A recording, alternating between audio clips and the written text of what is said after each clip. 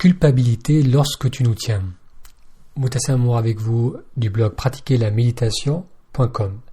Dans cet enregistrement, on va essayer de comprendre le sentiment de culpabilité pour pouvoir le dépasser.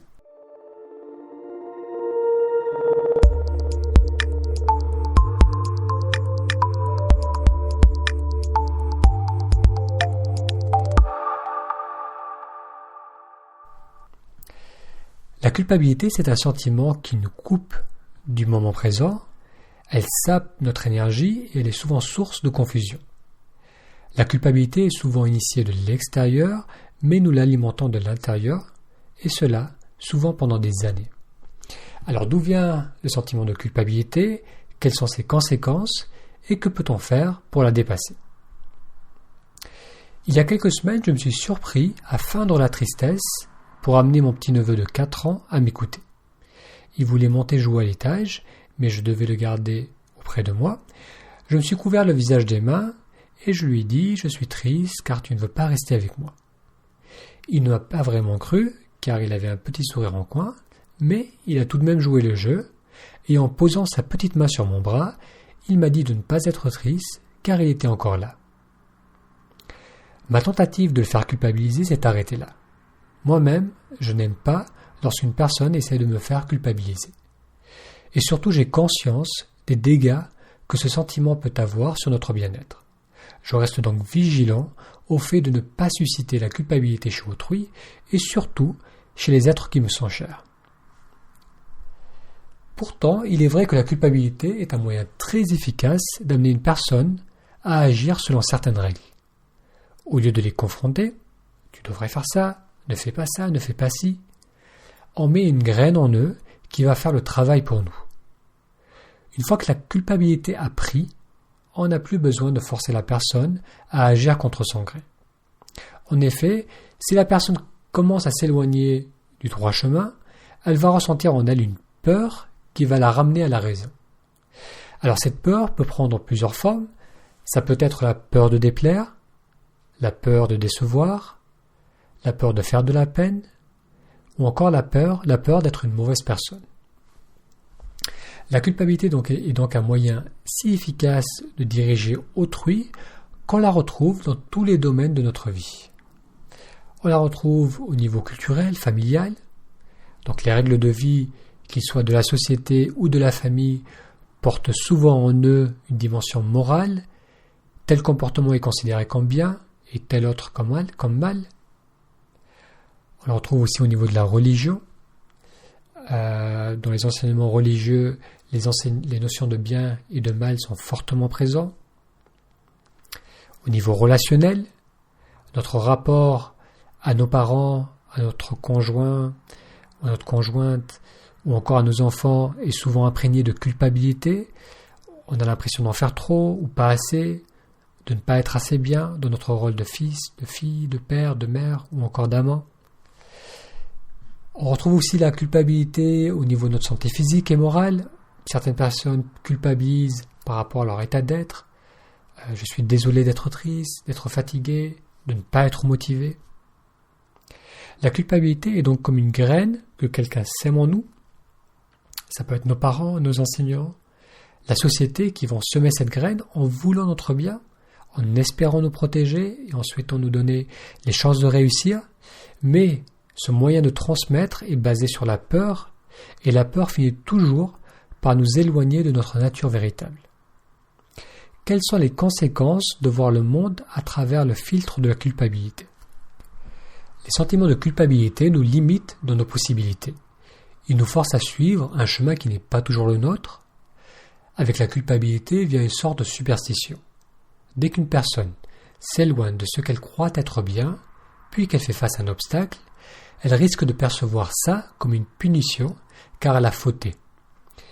Il est déjà difficile de sortir de sa zone de confort, d'affronter le changement. Si en plus on ne cesse de se dire que c'est mal, qu'on ne devrait pas, on risque de se retrouver coincé dans une vie étroite que l'on n'a pas choisie et qui ne nous convient pas. Un des autres effets de la culpabilité, c'est le risque de rejeter notre passé. Une personne qui subit un fort sentiment de culpabilité au quotidien va vouloir fuir cette souffrance. Elle risque alors de rejeter les personnes avec qui elle associe sa culpabilité en espérant la diminuer. Elle va transformer la culpabilité en un sentiment de ressentiment, voire de haine. Ce scénario arrive souvent dans les familles où l'un des parents est très culpabilisant. L'enfant se sent étouffé et va chercher à s'éloigner. Plus il fait cela, et plus le parent va le faire culpabiliser pour le garder auprès de lui. On voit comment cette dynamique risque de créer une rupture douloureuse.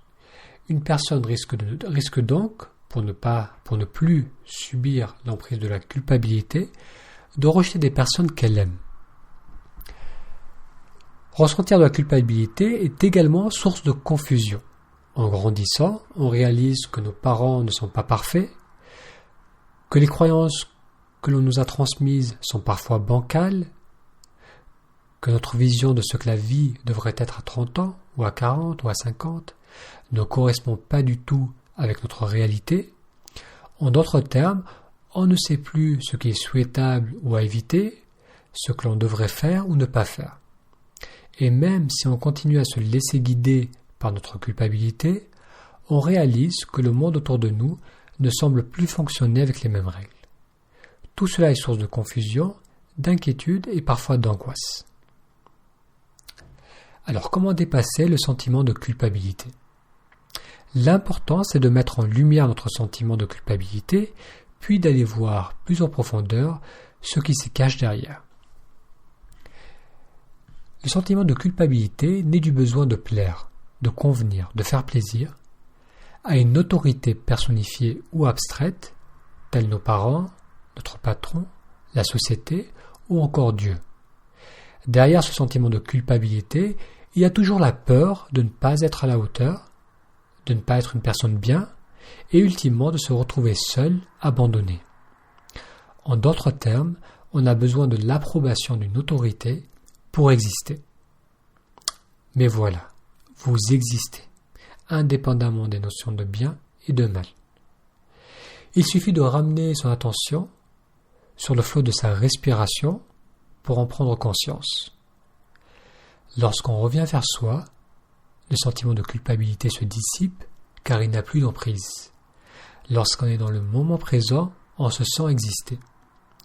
La vitalité que l'on ressent alors balaie le besoin de reconnaissance. On réalise que tout est déjà là, que l'on n'a pas besoin d'agir de telle ou telle façon pour exister. La culpabilité et les peurs qu'elle cache laissent alors place à un sentiment de bienveillance que l'on ressent envers soi et envers les autres. Lorsqu'on se libère du sentiment de culpabilité, on réalise qu'il y a des moyens bien plus sains d'éduquer et de transmettre. Cela peut être simplement de rappeler à l'autre qu'on l'apprécie et qu'on l'aime, malgré ses faiblesses et ses doutes. C'est d'inspirer l'autre à agir selon son cœur et non selon ses peurs. Ce qui est intéressant, c'est qu'une personne qui va agir selon son ressenti, selon son cœur, aura tendance à se faire du bien et à faire du bien aux autres. Si aujourd'hui vous avez conscience que le sentiment de culpabilité est bien présent dans votre vie, c'est une opportunité d'aller plus en profondeur en vous-même. Saisissez ce sentiment et suivez-le pour voir ce qu'il cache. Est-ce la peur de ne pas être une personne bien ? De vous retrouver seul ? Touchez du doigt cette peur imaginaire, puis ramenez votre attention sur l'instant présent. Si vous faites cela pendant quelques jours, le sentiment de culpabilité perdra peu à peu son emprise sur vous.